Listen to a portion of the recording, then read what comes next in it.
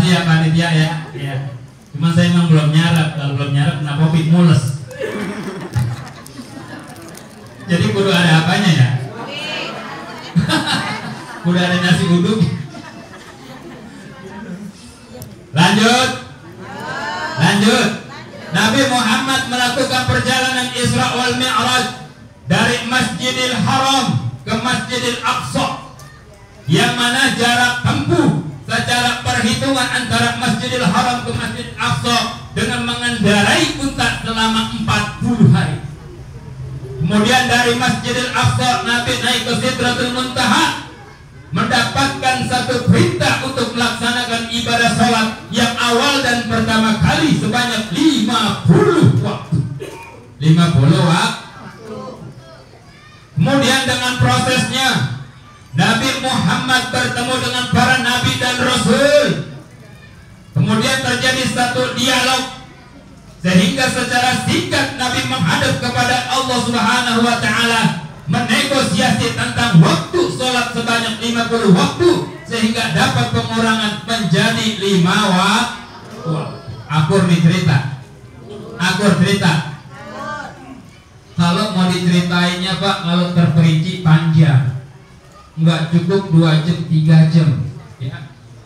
Ibu kuat 2 jam 3 jam kalau kita cerita Isra wal Mi'raj. Ibu kuat, saya kagak, karena ibu nggak duduk, saya diri. Kalau mau lengkapnya ngaji, itu mau Pak Ustaz, guru-guru kita banyak ngaji ya. Belum nanti Nabi sholat di Baitul Ma'mur jadi imam, siapa makmumnya? Malaikat sama para nabi. Banyak lah pokoknya Pak. Ini mah singkatnya baik. Kemudian resmilah Nabi Muhammad mendapatkan wahyu untuk melaksanakan perintah sholat dari 50 waktu menjadi 5 waktu. Ini merupakan satu anugerah keagungan Allah Subhanahu wa Ta'ala. Coba kalau memang 50 waktu tidak ada dispensasi, tidak ada pengurangan dalam pelaksanaan sholat yang 50 waktu menjadi 5 waktu, kita tetap 50 waktu. Kapan kita mau usaha nyari urusan dunia? Kapan kita mau mandi, buka baju, buka celana? Kapan bapak sama ibu kumpul sehingga punya anak? Waktu. Kalau 50 waktu bu, bayang aja. Baru ke ibu gongseng jerang wali mau numis, udah aja sholat lagi, matiin lagi kompornya. Ini merupakan satu bentuk bahwasanya Allah Subhanahu wa Ta'ala zat yang marahman, zat yang marahim, tahu batas kemampuan daripada hamba-hamba. Turun datang Nabi ya dari Isra Mi'raj, dapat oleh-olehnya 5 waktu sholat. Ketika Nabi turun balik lagi ke kota Mekah, sebelum sampai di kota Mekah menjelang daripada fajar, Nabi diajarkan oleh malaikat Jibril tentang bagaimana tata cara sholat, tentang bagaimana gerakan daripada sholat. Setelah Nabi diajarkan oleh malaikat Jibril melaksanakan daripada sholat subuh, selesai daripada sholat subuh, maka Nabi Muhammad mengatakan apa yang dialaminya pada peristiwa Isra wal Mi'raj kepada para pembesar orang-orang yang ada di kota Makkah. Begitu Nabi kelar, pada pagi hari Nabi kumpulin orang-orang. Kemudian Nabi katakan, wahai sekalian manusia, ketahuilah bahwasanya aku telah melakukan satu perjalanan Isra mulai dari Masjidil Haram ke Masjidil Aqsa. Kemudian aku naik ke Sidratul Muntaha. Kemudian aku mendapatkan perintah dari Allah untuk melaksanakan sholat 5 waktu. Maka dari itu aku sampaikan kepada kalian agar kalian percaya dan menambah keimanan kalian kepada Allah Subhanahu wa Ta'ala. Ketika Nabi menyampaikan hal tersebut, ibu, reaksi orang-orang berbeda-beda. Kalau orang-orang kafir jahiliyah, musuh-musuhnya Nabi memang udah jelas kagak demen. Kata Nabi, silakan, apa yang telah ku sampaikan kepada kalian ini bukti kebesaran Allah Subhanahu wa Ta'ala. Kata orang kafir, mau percaya gua mah Muhammad mengablu, gua mah kagak percaya. Ilok apa nih kalau bahasa kita nih Bu ya?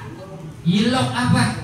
Dari Masjidil Haram ke Masjidil Aqsa cuman kagak ada 1 hari 1 malam. Perjalanannya kan jauh.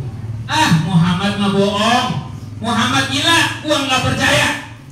Kata orang jahiliyah. Bahkan sebagian daripada orang-orang mukmin yang tadinya sudah terseru oleh baginda Nabi dan masuk Islam menjadi orang yang beriman, mendengar apa yang dikisahkan oleh Nabi kembali menjadi murtad. Na'udzubillah, na'udzubillah. Maka ketika Nabi menyampaikan tersebut mendapatkan penolakan, ada seseorang tokoh daripada kaum jahiliyah Quraisy mengatakan yang bernama Mut'im bin Ali, wah Muhammad emang udah pasti gila, Muhammad ini pasti bohong, nggak mungkin perjalanan yang begitu jauh hanya ditempuh dengan jarak waktu yang sangat singkat. Muhammad, perlu kau ketahui, kata Mut'im bin Ali, aku sudah sering melakukan satu perjalanan dari Masjidil Haram ke Yerusalem, Masjidil Aqsa, dengan mengendarai unta. Lama perjalanan yang kutempuh selama 40 hari dengan mengendarai unta, kata Mut'im bin Ali. Makanya apa yang kau sampaikan Muhammad aku nggak percaya. Apa yang kau sampaikan tentang Isra wal Mi'raj yang kau katakan aku nggak sama sekali percaya. Maka engkau orang berdusta dan bohong. Wah, Nabi Muhammad ditolak habis-habisan Pak. Nabi Muhammad ditolak habis-habisan Bu. Dikatain pembohong, dikatain gila karena apa yang disampaikan Nabi kepada orang-orang terkait peristiwa Isra wal Mi'raj. Maka Abu Bakar Siddiq, ya, beliau ketika melihat tersebut langsung datang menggegasi daripada perkumpulan tersebut dan mengatakan, ada kumpul-kumpul apa nih rame-rame? Nih kalau bahasa kita nih, ada kumpul apa nih rame-rame? Itu, no, junjungan lu Muhammad.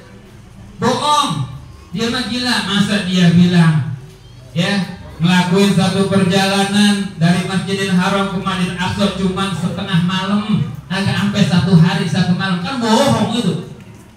Siapa yang ngomong? Oh, Muhammad. Lantas Abu Bakar mengatakan, perlu kau ketahui, kalau Muhammad yang berbicara, jangankan hanya peristiwa perjalanan dari Masjidil Aqsa ke Masjidil Haram ke Masjidil Aqsa, lebih daripada itu aku percaya jika memang Muhammad yang mengatakan. Tapi Muhammad bilang juga dari Masjidil Aqsa dia naik ke Sidratul Muntaha, katanya kalau Muhammad yang mengatakan jangankan naik ke Sidratul Muntaha, lebih daripada itu kalau Muhammad yang mengatakan, aku percaya dengan apa yang disampaikan oleh Muhammad. Dari sebab itulah orang yang pertama kali mempercayai, meyakini satu peristiwa Isra wal Mi'raj yakni Abu Bakar. Makanya Abu Bakar dijuluki oleh Rasul sebagai Abu Bakar As-Siddiq.